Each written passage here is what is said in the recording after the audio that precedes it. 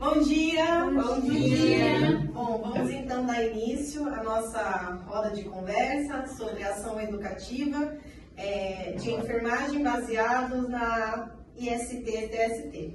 Bom, eu sou a Jéssica, a Larissa, o nosso Rodrigo, que vai iniciar nos dando a introdução sobre o que é IST.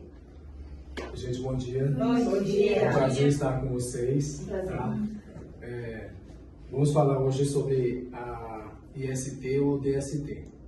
A terminologia da DST foi mudada, tá, para IST em 2016, tá, devido à expressão de doença sexualmente transmissível, porque destaca a possibilidade de uma infecção mesmo sem sinais e sintomas. Tá? Algumas pessoas têm sinais e sintomas, outras não. Tá? E aí as DSTs, elas atingem tanto a parte de adolescente, adulto e idoso. Tá? Sim. E o que é DST? DST é uma doença transmissível através do contato sexual, tá? Não só do ato sexual, mas pode ser também transmissível através de beijo, de contato com a pessoa infectada. Bom, gente, a nossa palestra é aberta. Se vocês tiverem alguma dúvida, podem fazer alguma pergunta. Tá? Que Eu tenho uma dúvida, Rodrigo. Quais são os modos de transmissão da doença? A transmissão ela é transmitida principalmente através do ato sexual, tá? E não só do ato sexual, mas ela pode também ser transmitida através de beijo e de contato com a pessoa que está infectada. Então meio que teria uma faixa etária certa? Porque é através do ato sexual, certo? Então teria uma faixa etária? Não, ela abrange todas as faixas, né? Tanto adolescente como adulto e idoso. Então, Desde uma que criança... no início, né, da vida sexual, já é necessário ter orientação. Na adolescência de 15 a 19 anos. E os sintomas da doença? Os Eles aparecem como? Dependendo da DST, né? Uhum. Ela tem algumas DSTs que são... ela tem verrugas, coceiras, as manchas pelo corpo, tanto na parte íntima, né, do homem e da mulher, e também pode aparecer algumas verrugas na parte anal. Sim. Como fazer a prevenção da doença? Olha, a prevenção, sem dúvida nenhuma, a maior prevenção vai ser o uso de preservativo. Não existe nenhum outro método que consiga tirar de forma eficaz como. Então, vai continuar sendo sempre, até aqui, o preservativo. Então, é necessário ter essa orientação. Mais alguma pergunta? Assim, o paciente em si, se ele for numa UBS, ele vai ter mais informações como se tratar? Sim, sim. O paciente, quando ele demonstra essa questão de interesse, o que é muito importante essa pergunta, Carla, porque acontece de todas as faixas etárias, né, todo o ciclo de vida, seja até na adolescência, na fase adulta geral ou no idoso também, de ter o desinteresse, muito por preconceito, tabu. Então, quando o paciente, o usuário em si do SUS, tem esse interesse, ele vai até o UBS, sim, ele pode encontrar assim apoio, porque vamos dizer que num caso ele esteja apresentando um sintoma diferente. Então ele vai encontrar apoio, ele vai encontrar orientação e é dever do profissional enfermeiro orientar e criar uma forma de uma escuta ativa, onde ele acolha de forma ética, sem expor e constranger, porque é um tema meio constrangedor em qualquer fase da nossa vida, da vida do usuário. Nesse caso, tem que o cônjuge vai junto ou não? Só vai a pessoa que está doente, no caso? Olha, no caso de um casal, né, uma relação monogâmica, que seria aí um casal formado por uma pessoa junto, né, seria muito interessante, sim, que a companheira ou o companheiro conseguisse levar esse cônjuge, né, esse parceiro, para a UBS, para, exemplo, fazer a testagem, fazer uma sondagem, uma triagem correta, né, que o profissional enfermeiro tem total autonomia para fazer, para investigar, né. Mas existe aquela questão que a gente citou, a questão do tabu. Muitas das vezes a parceira pode querer ir e o parceiro não, por achar que isso é bobagem, deixa pra lá. E aí mora um dos grandes problemas. E uma pergunta que você fez é importante, que muitas vezes o casal não vai junto.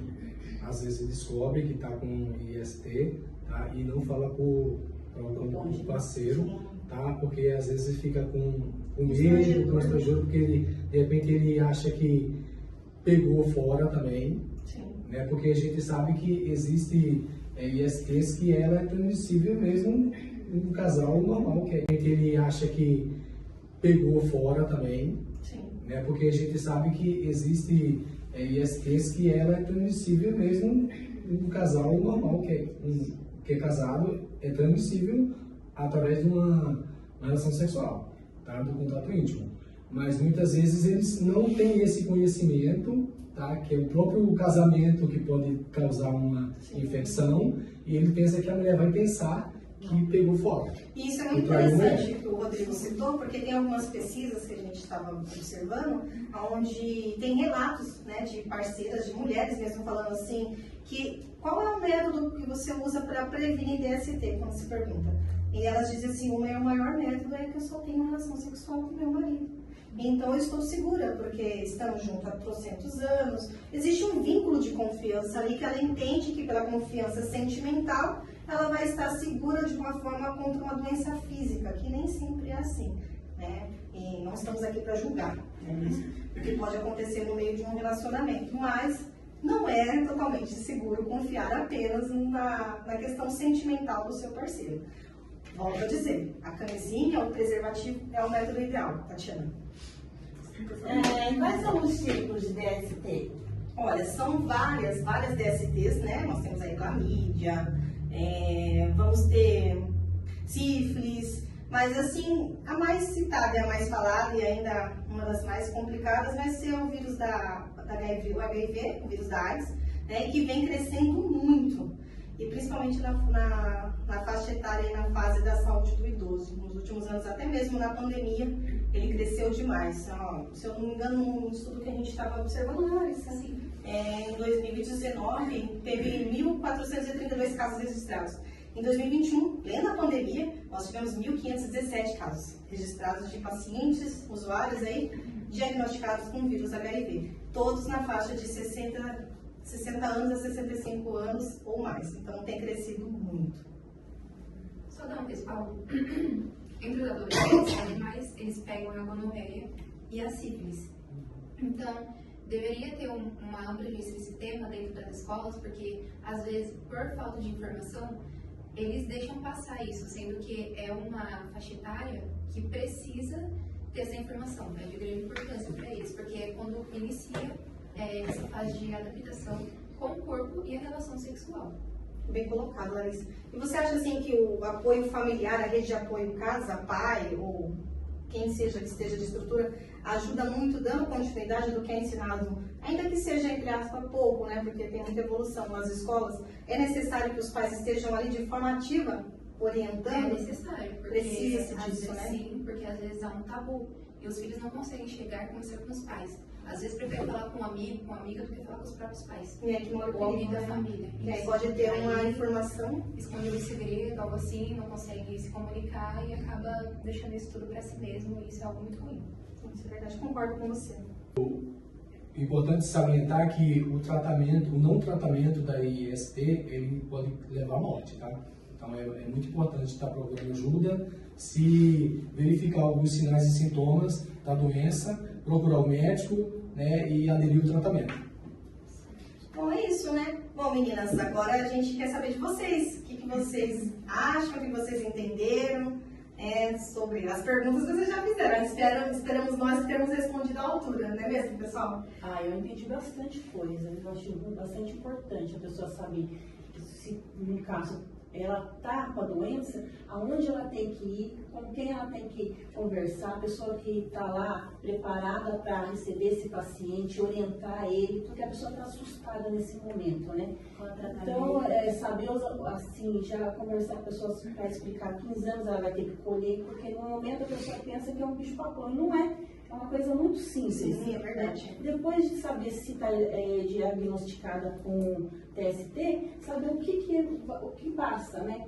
Qual antibiótico vai tomar, quantos dias vai tomar, né? Sim. Daqui quanto tempo tem que repetir o exame. É uma ação Então, literalmente educativa você vê mesmo, que é né? uma coisa Promover assim isso. que o profissional que está para atender esse paciente, ele tem que ser bastante paciente com ele, porque essa pessoa está assustada nesse momento, né? Mas então, todo mundo entendeu, só ressaltando, né, no final, sobre a questão de promoção, literalmente, a saúde, né, é importante. Nós estávamos vendo a questão de orientação também para a população de profissionais em si. Então, realizar uma ação educativa, promover estratégias de busca ativa, palestras na UBS, preparar também o enfermeiro da UBS ali, ou da UPA, da onde ele precisa preparar a sua equipe para poder receber bem os pacientes que vão chegar com esses relatos de IST. Então, preparar, aumentar a questão de testagens, fiscalizar isso e acho que no final, né, Rodrigo, a questão da conscientização, sempre orientação e conscientização para os nossos pacientes, né, de uma forma sigilosa, garantindo que o que está sendo dito ali de paciente para enfermeiro é sigilo, né, não vai sair dali, que é ético isso, né, não é apenas uma conversa de amigos, né, ali é um profissional que tem conhecimentos específicos, que está ali realizando uma escutativa, o que a bagagem daquele paciente traz, e ele vai, junto com o que ele tem de conhecimento específico, né, resolver essa situação. Então, isso que é um atendimento humanizado, né, e uma ação educativa, no caso da DST. O enfermeiro tem que ter essa noção. Então, é necessário que a gente leve isso conosco, né? Vamos levar isso da nossa vida acadêmica para a realidade lá das ruas lá fora. Isso aí. Beleza? Muito obrigado pela atenção de vocês.